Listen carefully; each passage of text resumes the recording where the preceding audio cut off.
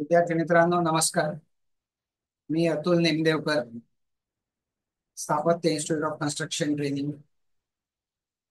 याआधी आपल्या इन्स्टिट्यूट मार्फत नवीन परीक्षा पद्धती MSBSVT ची जी ऑनलाईन पद्धतीने होणार आहे, MCQ एक्झाम, त्याच्या संदर्भात आपण याआधी व्हिडिओ पाहिलेले आहे. त्याच्याबद्दल समजून घेतलेला आहे या परीक्षा पद्धतीबद्दल.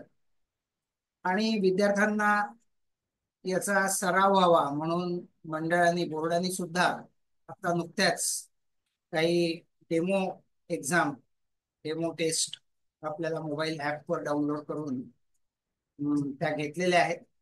बऱ्याचशा विद्यार्थ्यांनी त्यांचा फायदा झालाही असेल बऱ्याचशा विद्यार्थ्यांना. तर याच्यानंतर आता प्रत्यक्ष परीक्षा देण्याची जी वेळ आहे, तर याच्यासाठी आपल्याला टेक्निकल आपली बाजू ही थोडीशी मजबूत करायची आहे. आणि त्या निमित्ताने आपण थोडासा एक सराव, म्हणजे ठीक आहे, आता मोबाईलवर ऍप डाउनलोड केला, आपली आयडेंटिटी आपण लोड केली, त्याच्यानंतर आपण ज्या काय सेल्फी वगैरे हे करून आपण परीक्षेला आता अपियर होतोय. पण या परीक्षेबद्दलची, विषयांबद्दलची आणि याच्याबद्दलचे प्रश्न हे कुठल्या प्रकारचे असणार आहेत किंवा त्याच्याबद्दलचं एक आकलन आपल्याला थोडंसं व्हावं, आणि म्हणून आपण या व्हिडिओ सत्रांमध्ये याचा थोडासा सराव करण्याचा प्रयत्न करणार आहे. तरी सर्व MSBSVT ला आता यावर्षी अपियर होणाऱ्या विद्यार्थ्यांनी या व्हिडिओ मार्फत आपण जे काय थोडेसे MCQचे प्रश्न विषयासंदर्भात, अर्थात हा व्हिडिओ आहे कन्स्ट्रक्शन सुपरवायझर किंवा आर्किटेक्चरल ड्राफ्ट्समन, जवळपास दोन्ही विषयांमध्ये फारच साम्य आहे, म्हणजे सिलेबस वाईज. तर त्यामुळे या दोन्ही विषयांकरता हे जे प्रश्नसंच आहेत MCQचे, ते उपयोगी पडू शकतात. म्हणून या व्हिडिओच्या मार्फत थोडा प्रश्नसंचांचा सराव करण्यासाठी आणि एक तुमचं विषयाबद्दलचं जनरल आकलन हे होऊन जाण्यासाठी तुम्ही या व्हिडिओना पहा, त्यांना लाईक करा आणि तुमच्या बाकी विद्यार्थी मित्रांमध्ये सुद्धा शेअर करा, की जेणेकरून याचा उपयोग जास्तीत जास्त आपल्या विद्यार्थी मित्रांना घेता येईल.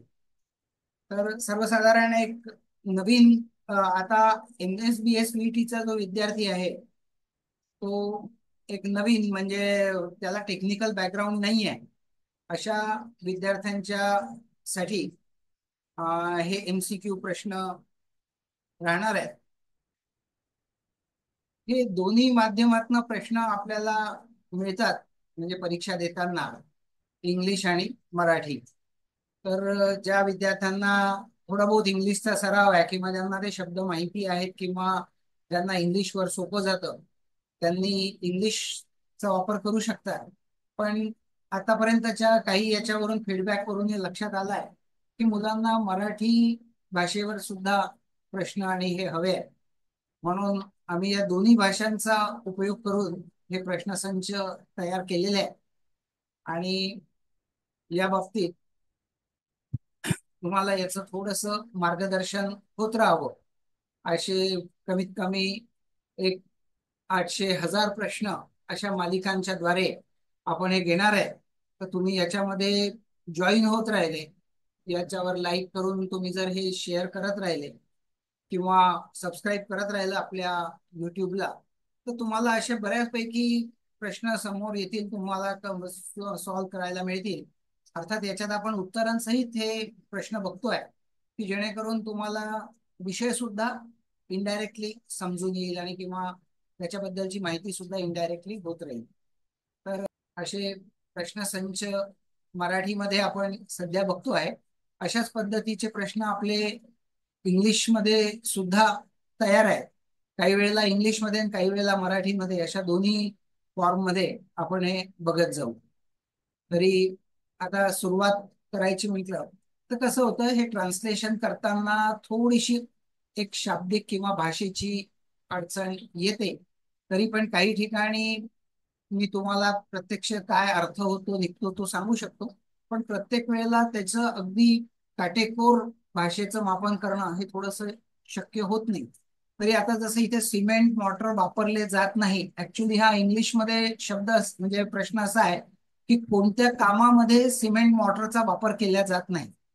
आता सिमेंट मॉर्टर हे तुम्हाला सगळ्यांना माहिती आहे की रेती आणि सिमेंटचं मिश्रण म्हणजे मसाला ज्याला आपण म्हणतो, या सिमेंट मसाला कोणत्या कामांमध्ये वापरला जात नाही.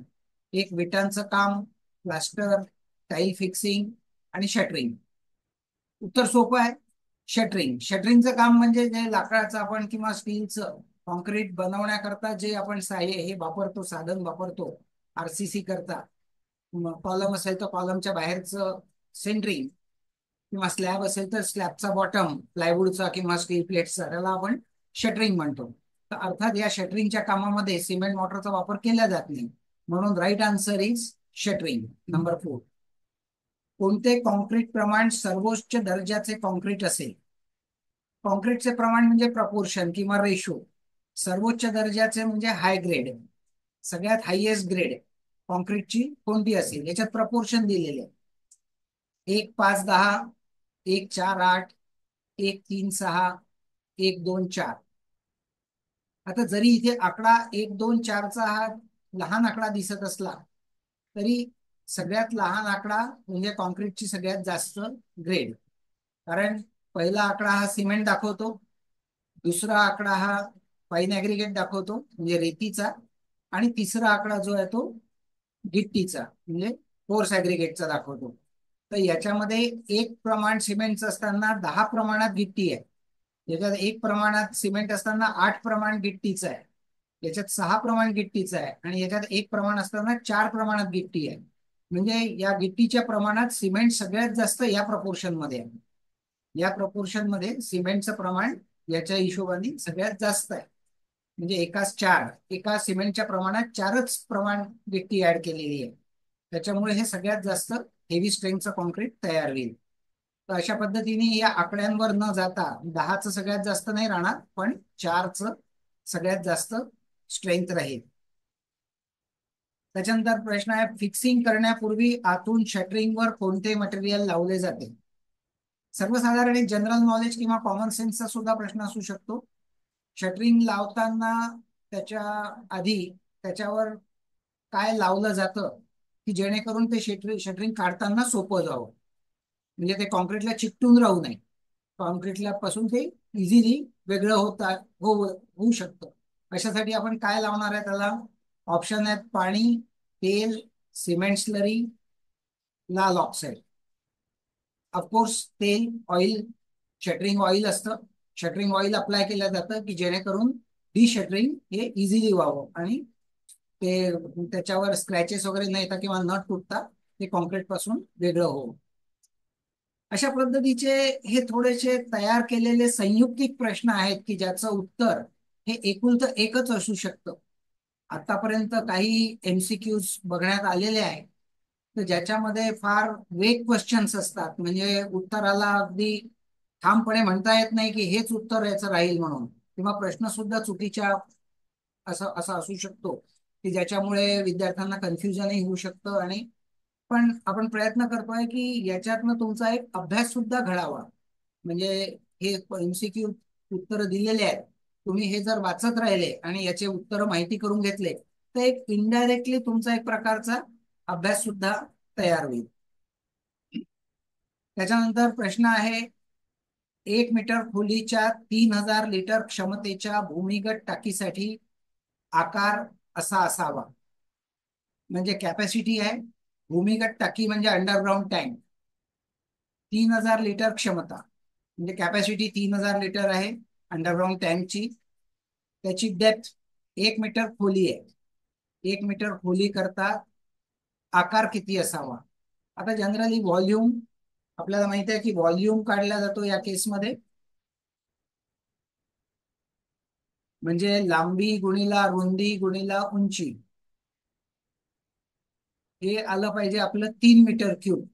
हे जेव्हा 3 मीटर क्यूब येते हे अर्थात हे सगळे मीटर मध्ये, लांबी मीटर मध्ये, रुंदी मीटर मध्ये आणि हाईट सुद्धा मीटर मध्ये, हे सगळ्याचा गुणाकार जेव्हा 3 मीटर क्यूब येईल त्याचा अर्थ याच्यामध्ये पाणी जे राहणार आहे ते 3000 लिटर राहणार आहे असा अर्थ होतो. 3000 लिटर यात पाणी मावेल. आता याच्यात उंची दिलेली आहे. उंची एक दिली आहे म्हणजे लांबी गुणिला रुंदी गुणिला उंची एक आहे. आणि एक उंची आहे आणि आपल्याला क्षमता हवी आहे 3 मीटर क्यूबची. मग आपल्याला L × B हे किती यायला पाहिजे? 3 यायला पाहिजे. ज्याचा गुणाकार 3 येईल तर 3 × 1 3 होईल. आपण इथे बघू शकतो ते 1.5 × 2 याचा गुणाकार 2 येतो. याचा गुणाकार 3 येतो. त्याच्यामुळे हे उत्तर बरोबर राहील. 1 × 2.5 याचा 3 येत नाही. 2.5 × 2 याचा सुद्धा 3 येत नाही. आणि 1.5 × 1 याचा सुद्धा 3 येत नाही. म्हणून याचा गुणाकार 3 येत असल्यामुळे दिस इज द राईट आन्सर. तर अशा पद्धतीने काही थोडेसे लॉजिक असलेले, काही कॅल्क्युलेशन असलेले आणि थोडे जनरल अवेअरनेसचे, जनरल सेन्स मधले असे हे MCQ तयार आहेत. याच्याने तुमचा चांगला अभ्यास होऊ शकेल. आपण शक्य होईल तेवढे MCQs या व्हिडिओ मार्फत आपण बघणारच आहोत. पण याच्या व्यतिरिक्त जर तुम्हाला पूर्ण अभ्यास करण्यासाठी असेल तर आपल्या या व्हिडिओच्या खाली दिलेल्या लिंकवर पूर्ण साधारण 800 1000 हिंदी, इंग्लिश आणि मराठीतून अशा दोन्ही प्रकारचे MCQ उपलब्ध आहे. आणि त्याचे निरंतर वाढ पण होत राहणार आहे. त्याच्यामुळे तुम्ही एक चांगला, फक्त परीक्षेसाठी म्हणूनच नाही तर तुमच्या विषयाचं ज्ञान वाढवण्यासाठी सुद्धा तुम्ही या MCQचा उपयोग करू शकता. पाचवा प्रश्न बघूया. पाचवा प्रश्न आहे, RMC हा शब्द खालील गोष्टींशी संबंधित आहे. RMC हा शब्द खालील गोष्टींशी संबंधित आहे म्हटल्यानंतर आपल्याला अर्थ माहिती असावा RMC या टर्मचा. याचे ऑप्शन्स आहेत मातीकाम, कॉन्क्रीट, फिनिशिंग आणि विटांचे काम. तर ज्यावेळेला आपल्याला RMC शब्दाचा माहिती अर्थ असेल त्यावेळेला आपण याच्यातलं अचूक उत्तर शोधू शकू.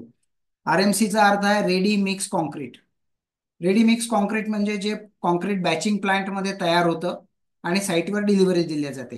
जे साईटवर तयार होत नाही, बाहेरून बॅचिंग प्लांटमधनं ट्रान्सपोर्ट केलं जातं, त्या कॉन्क्रीटला म्हणतो आपण रेडी मिक्स कॉन्क्रीट म्हणजेच RMC.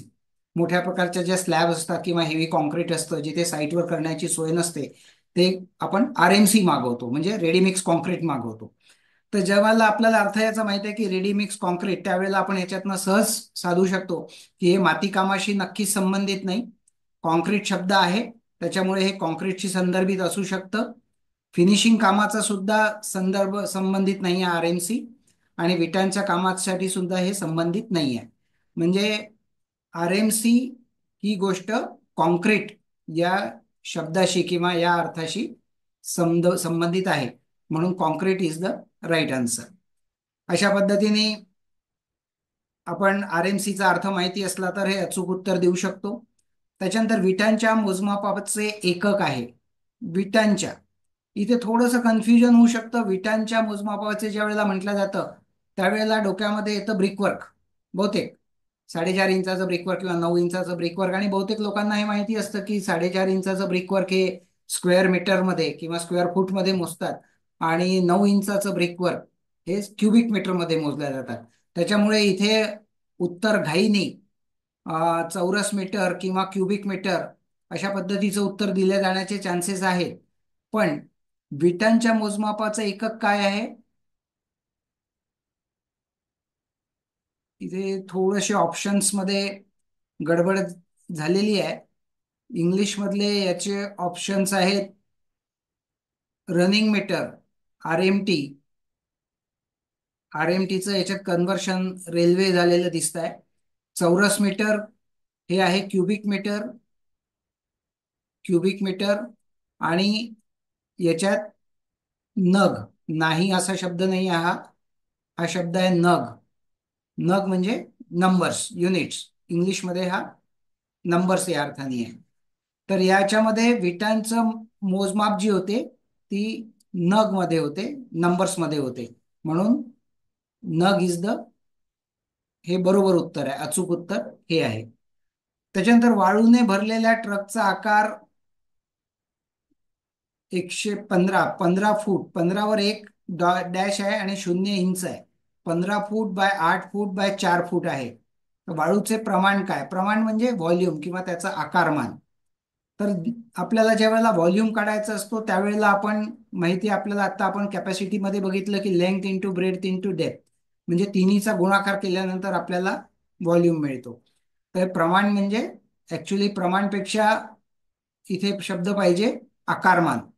आकारमान किंवा क्वांटिटी, क्वांटिटी किंवा अशा पद्धतीचा शब्द पाहिजे. प्रमाण साधारणतः हे आहे. असे काही थोडेसे हे असू शकतात, तर याच्याकरता तुम्ही आपले इंग्लिश सुद्धा रेफर करू शकता.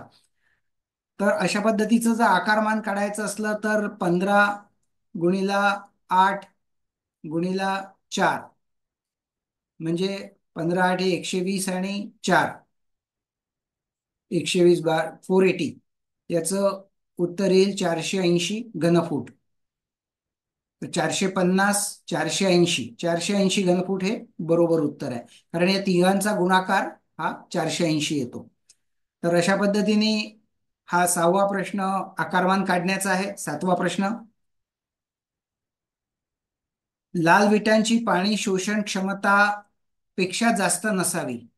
स्टँडर्ड वॉटर ऍब्सॉर्प्शन कॅपॅसिटी ही याच्यात तीन ऑप्शन, 4 ऑप्शन आहेत. 10%, 30%, 50%, 80%. जेवढं पाणी कमी शोषेल तेवढी वीट चांगल्या पद्धतीची समजली जाते आणि 10% is the right answer. Standard वीट जी असेल तिने 10%, वजनाच्या 10%पेक्षा जास्त पाणी शोषायला नको, म्हणून 10%. तुम्ही हे उत्तर वाचून लक्षात जरी ठेवत राहिले तरी त्याचा तुम्हाला उपयोग होऊ शकेल, उत्तर माहिती होती. त्याच्यानंतरचा प्रश्न आहे, 3 metre by 3 metre by 0.1 metre thickness आकाराच्या स्लॅबसाठी ठेवलेल्या कॉन्क्रीटचे प्रमाण. प्रमाण इथे व्हॉल्यूम करता प्रमाणे घेतलं जात आहे, बट इथे ही क्वांटिटी हा अर्थ घ्यायला पाहिजे, क्वांटिटी. तर याची या स्लॅबची मापं दिली आहेत, 3 metre by 3 metre by 0.1 metre, म्हणजे 100 mm, म्हणजे 4 इंच. हे डायरेक्टली दिलेलं आहे. याचं आकारमान किती राहणार आहे? 3 × 3 × 9, 9 × 0.1, म्हणजे 0.9 क्युबिक मीटर. म्हणजे जर स्लॅब 3 मीटर बाय 3 मीटर साईजची स्लॅब असेल, अशी स्लॅब आहे 3 मीटर बाय 3 मीटरची, आणि याची थिकनेस जी आहे ही 0.1 मीटरची, अशा पद्धतीची ही थिकनेस आहे, 0.1 मीटर थिकनेस. तर याचा जो व्हॉल्यूम होईल कॉन्क्रीटचा, तो व्हॉल्यूम होईल 0.9 क्युबिक मीटर. आपलं उत्तर येत आहे 0.9 क्युबिक मीटर, हे बरोबर उत्तर आहे. 0.9 हे सुद्धा चुकीचं आहे. त्याच्यामुळे या तिघांचा गुणाकार केल्यानंतर 0.09 येतं, हे बरोबर उत्तर आहे. त्याच्यानंतर 2 मीटर रुंद आणि 6 मीटर लांबीच्या पॅसेजवर कोणत्या प्रकारचा आरसीसी स्लॅब प्रस्तावित कराल? 2 मीटर रुंद आणि 6 मीटर लांब, म्हणजे अशा प्रकारचा लांब स्लॅब आहे ज्याची रुंदी 2 मीटर आहे आणि लांबी 6 मीटर आहे. तर जनरली जेव्हा हे डायमेन्शन, याला आपण स्पॅन म्हणतो, आणि हा स्पॅन कमी असतो, 3 मीटरपेक्षा कमी असतो, आणि याची लांबीचा रेशो जो आहे तो 2 पेक्षा जास्त असतो. म्हणजे 6/2 केलं तर 3 येतात. 3 हे 2 पेक्षा मोठे आहेत. असं प्रपोर्शन ज्या वेळेला 2 पेक्षा हे मोठं असतं त्यावेळेला याला वन वे स्लॅब टाकली जाते, म्हणजे स्लॅब अशी रेस्ट केल्या जाते. लोखंड जे आहे ते असं बांधलं जातं, या दोन एंडवर फक्त स्लॅब रेस्ट होते. याला आपण म्हणतो वन वे स्लॅब. म्हणून याचं उत्तर जे आहे बरोबर ते एकेरी स्लॅब म्हणजे वन वे स्लॅब, हे करेक्ट आन्सर आहे. 2 वे स्लॅब मध्ये दोन्हीकडे लोड जातं. या प्रकारच्या या प्रपोर्शनच्या स्लॅब मध्ये 2 वे स्लॅब टाकली जाणार नाही. कॅन्टिलिव्हर स्लॅब नाहीच आहे एवढ्या व्यापनी, आणि ग्रीड स्लॅब सुद्धा नाही आहे. तर याचं करेक्ट उत्तर आहे एकेरी स्लॅब, म्हणजे ज्याला वन वे स्लॅब आपण म्हणतो. तर अशा पद्धतीने तुम्हाला थोडस विषय पण समजत राहील. थोडीशी कॅल्क्युलेशन कशा पद्धतीचे असतात किंवा काय बघायचं असतं हे सुद्धा या MCQ मार्फत तुम्हाला माहिती होईल. त्याच्यामुळे तुम्ही या MCQचा जास्तीत जास्त सराव किंवा अभ्यास करण्याचा प्रयत्न करा. अशा पद्धतीचे व्हिडिओ आपण कंटिन्युएशन मध्ये घेत राहणार आहे, आणि ते तुम्ही त्या व्हिडिओचा अभ्यास करा किंवा ते अटेंड करा, लाईक करा, सबस्क्राईब करा. की जेणेकरून सर्व मुलांना, सर्व विद्यार्थ्यांना या संदर्भात माहिती होईल आणि परीक्षेची चांगल्या रीतीने तयारी करता येईल. आपल्याला जेवढे शक्य होईल तेवढे आपण याच्यात अभ्यास करण्याचा प्रयत्न करूच. कव्हर ब्लॉकचा वापर खालील गोष्टींमध्ये केला जातो. कव्हर ब्लॉक्स कशामध्ये केला जातो? विटांचे काम, प्लास्टर, आरसीसी, वॉटरप्रूफिंग. बरोबर उत्तर आहे आरसीसी. आरसीसी मध्ये कव्हर ब्लॉक. कव्हर ब्लॉक म्हणजे काय असतं? लोखंडाला आणि सेंटरिंगला तुमचा जर हा असा बीमचा भाग असेल, हा असा जर कॉन्क्रीटचा बीम असेल आणि हे शटरिंग लागलं असेल, दिस इज शटरिंग, आणि ही कॉन्क्रीटची लोखंडाची रिंग असेल, तर या शटरिंग पासून जे जागा अंतर ठेवलं जातं या अंतराला म्हणतात कव्हर. आणि याच्यामध्ये कव्हर ब्लॉक लावून हे अंतर मेंटेन केलं जातं. तर हे आरसीसी कामाशी संदर्भित असल्यामुळे correct answer is RCC. Cover ब्लॉकचा वापर खालील कामांमध्ये केला जातो. RCC is the correct answer. Cover ब्लॉकचा अर्थ तुम्हाला कळला तर उत्तर देणं सोपं जाईल. तर अशा पद्धतीने आपण बऱ्याच विषयांवर, सगळ्याच विषयांवरचे म्हणजे तिन्ही विषयांवरचे आपण एमसीक्यू बघणार आहोत. तुमचा चांगला याच्यामध्ये अभ्यास पण होईल, विषयाची तयारी पण होईल, परीक्षेमध्ये चांगले मार्क मिळण्याची तुम्हाला एक आत्मविश्वास पण तुमचा वाढेल. तर तुम्ही नक्की, आपण जेवढ्या शक्य तितक्या प्रमाणात हे एमसीक्यू आपण बघत जाऊ. तुम्ही या व्हिडिओला अटेंड करत जा, शेअर करत जा, लाईक करत जा, सबस्क्राईब करा, की जेणेकरून आपल्याला जास्त मार्जिन मिळेल की आपण व्हिडिओ कव्हर करू. याच्यानंतरचा जो व्हिडिओ करू आपण, तो इंग्लिश मधले प्रश्न सेट बघू, की जेणेकरून थोडीशी जी शब्दांची अडचण येते ती त्याच्यात येणार नाही. तुम्हाला जरी परीक्षेमध्ये अशी अडचण वाटली, प्रश्न समजला नाही, तर तुम्ही तो लगेच इंग्लिशमध्ये सुद्धा असतो त्याच्यावरनं बघून तुम्ही संदर्भ घेऊ शकता. इंग्लिश मधला प्रश्न नाही समजला तर त्याचा मराठी वाचून तुम्ही थोडंसं त्याचं आकलन करू शकता. ही थोडीशी स्ट्रॅटेजी तुम्हाला वापरावी लागेल. तर आपण भेटूया पुढील व्हिडिओमध्ये.